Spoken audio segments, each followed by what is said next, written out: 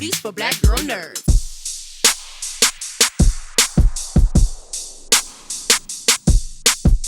Mr. Keaton, it is an honor, first of all, to Thank speak you. with you today. Tremendous fan of pretty much everything you do.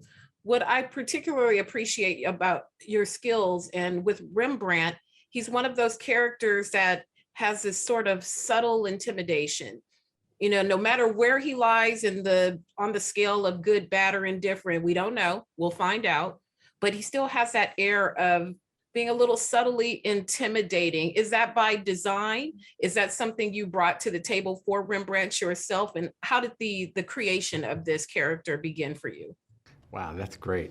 Uh, uh, Now I know why you have such a cool name of your show, because I don't find that nerdy. I find that really no one's asked me that exactly. That's a really good question. Uh, it's kind of both. You know what I mean? I mean, to be really honest, when I read it, I went, like, I'm actually slowing down because I'm actually thinking about it. When I read it, I'm not sure I thought, oh, all those things you just said, oh yeah, I get that. Or did I say, oh, I know what can happen. Usually what happens is I go, I'll read something and I'll say, oh, I have an idea. I think that's what happens. I think somewhere in my head I go, oh wait, I have an idea. Or I see a way in, I see a way into this guy, this person.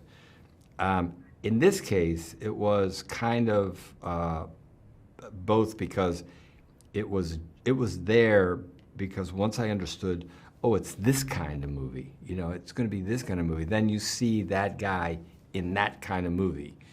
You know what I mean?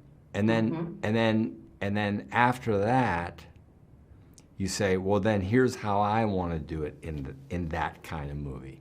And you're right. All those things he's not real, which is kind of fun. It kind of frees you up. So then you say, but I have to make him real inside that genre. Like even the physical stuff, was challenging because it's hard. It's physically hard, and I don't do that stuff all the time. So you want to look good, but you also want to look real. You want to go, yeah, that guy would probably be able to do that, or grab that thing in the kitchen and use that as a weapon. I'm not sure. I hope that's answering your question, because I'm actually thinking about it now. Going, yeah, not sure. And it changes role to role. You know what I mean? It kind of changes role to role. I love that common thread about you. It's almost like a different type of intelligence approach to acting, because even though it's you, it's very different no matter what is the role you're embodying. With this, what you mentioned before about the difficulty of doing these kind of fight scenes, even in the intelligence of that, it doesn't make sense to see your character jumping off of the walls and stuff. It doesn't fit in the persona of who he is. He's a smart man, a highly evolved, intelligent man. But yet there's these great chemistry fight scenes between you and Maggie Q.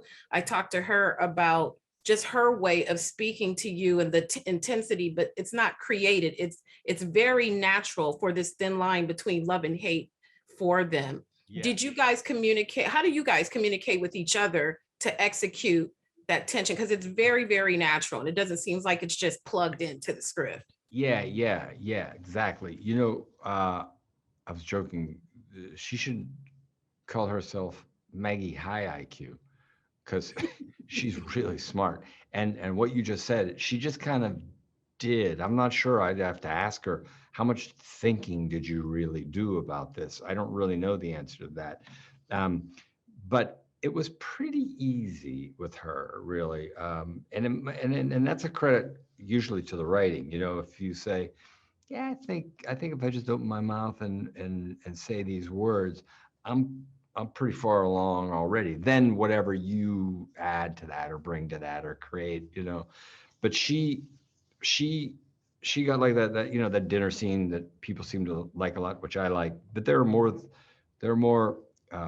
there's there are other scenes with really smart repartee, to use a cliche, that I think are also good. And in terms of the physical stuff, I was mostly following her. She's down with this, man. She does this. studying with Jackie Chan, and I had to catch up to her most of the time, frankly.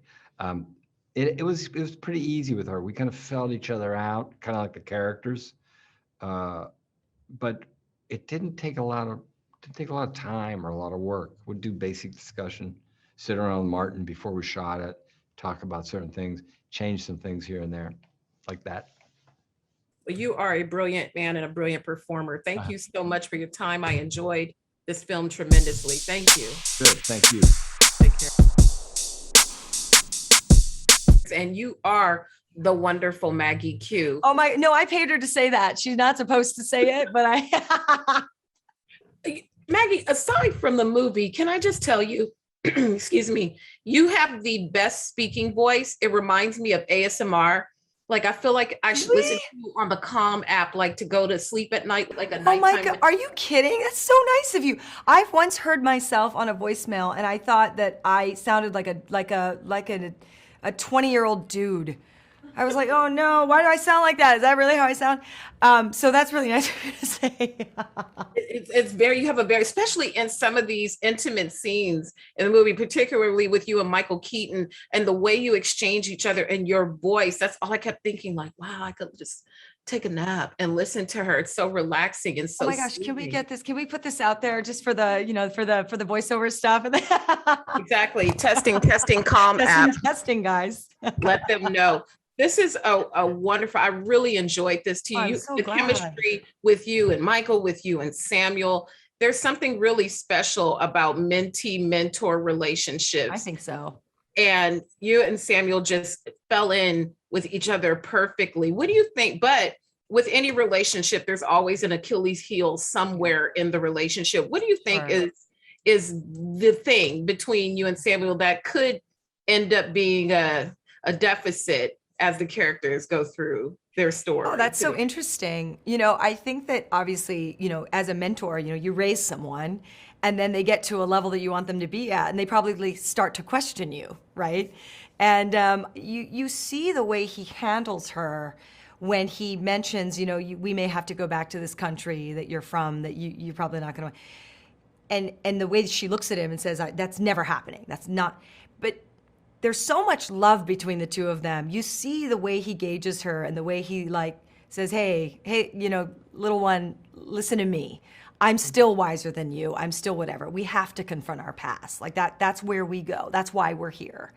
And I think that if you're handled properly and the person really knows you, there's less of the combative nature because there's so much respect. And I think for her, one of the things that she was so in awe of with him was not only did he do the right thing by her, and she says it in the movie, he gave me a life. This person gave me a life. Without him, I don't exist.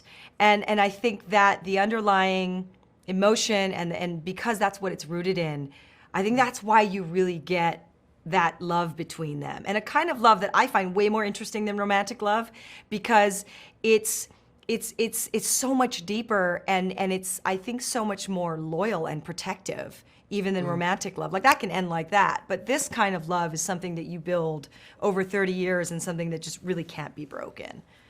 Exactly. And it gives us somewhere to grow because their relationship in year 1 and year 20 and year 30 are going to be completely different things. Yes. Also intriguing to me is the fighting, the action. There's a lot of films where things look similar. There's similar kind of stunting and things, but these are some really intimate, very intense ways of combat. Yeah. Preparing for those for you already are a fit lady. You look like you get in the gym. But how did these challenge the physical abilities that you already have? Always challenging, super challenging. I mean, it really doesn't matter even how much experience you have in your belt. It helps you because muscles, thank God, have memory and you can come back into it. But every coordinator is different. Every person's take on action and their physical storytelling is very different from one another. And I've worked with like the top guys in Hollywood for many years, and they're all so different. And so being able to, weirdly, off screen, you have to have chemistry with these people because number one, there has to be trust. Number two, there has to be respect. And if you have those two things, you can really finally get into a space where you can hone it in. But you really, I can't emphasize enough, you have to trust them. And we did have that. So we were able to get to a level with the action that was creative, and we were actually telling stories with the physicality instead of just doing action for action's sake. You guys were great. Well, you are a beautiful badass with the best speaking voice, and I loved you in this. Thank you so much for your time. Thank you so much. I really appreciate it. Take care. Nice talking to you. You too. Take care. Thank you so much for your time, Martin. This is, hello there. This is a beautiful film, full of tension, full of action, but in a unique way from other action films I've seen recently. One of the things that entertained me from beginning to end was the tension between all the characters, even the characters that had affinity towards each other. What is the key to capturing that tension, even the tension that's not dangerous, the tension between Maggie and Samuel's character, and just making those moments really pop for the audience? Well, first of all, you have to have a damn good writer, and that's who we had. I mean, it all starts with the script. And Richard Wenk, who also did The Equalizer with Denzel, had written a really good script. And even though we tweaked it and adjusted it and did some rewrites and so forth, it's fundamentally exactly what he had written. And that chemistry is sort of implied in the script.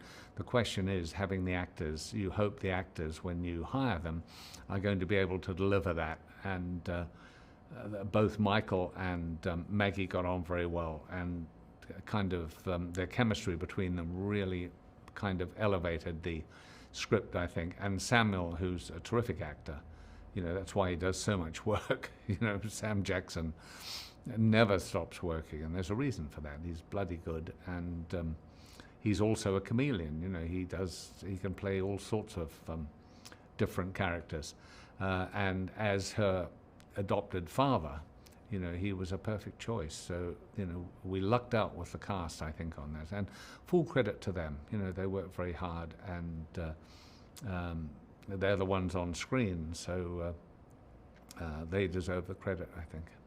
Mm-hmm.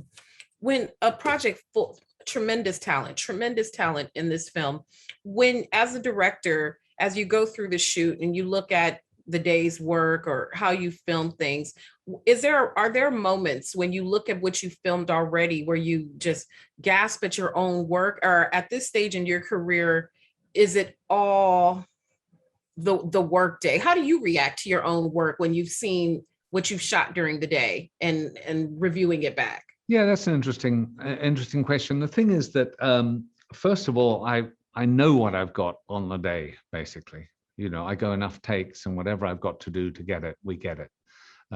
Sometimes I don't even go look at dailies because I, you know, on these sort of budgets and these sort of schedules, you're not going to get extra days.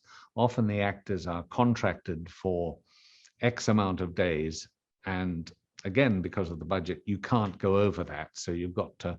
So often I don't go to dailies. I just kind of know what I've got. And I talk to the editor on the phone. I'm too tired anyway at the end of the day to go and sit there for an hour watching the dailies. But that's how I do it. You know, and then I'll go in every maybe third night to go and look at the dailies, right? And know that I'm on the right track. And I have an editor to tell me if I'm not. So, you know, that's the way I do it. Mm-hmm. When people see films like this, they equate big star power that you just shot in forever and months and months and months and months and all these days. But it's really a very specific amount of time that you have your talent, you have your crew, like you mentioned. It's very, very specific. How long did it take to accomplish the shooting of this? And what do you think would surprise about films like this and bringing them to fruition? You mean the cost of the film? No. Just the length of days that it took to shoot this. Yeah, it was something like 60 days we had on this, a 60-day shoot. As you quite rightly say, as what we were talking about before, the actors are contracted over X amount of days. We don't have the money to go over that. So, you know, you have to complete and get it all done. And it's financed by an independent company, which means that the budget is fairly small for the size of movie you've got to do. So it's a question of, it's all done in the planning, really. Movies, for me, are made in pre-production. And when you get in there and you're filming it, it's all been sort of pre-planned and worked out. So hopefully you can stick to your schedule and your budget, and you know precisely what you're doing is really for me, the secret. Well, I think you definitely knew what you were doing with this one. Thank you so much for your time, sir. I appreciate it. Terrific film, and a pleasure speaking with you. Thanks very much. Same here.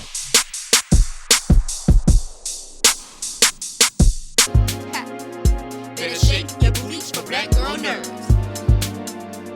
Better shake your booties for black girl nerves.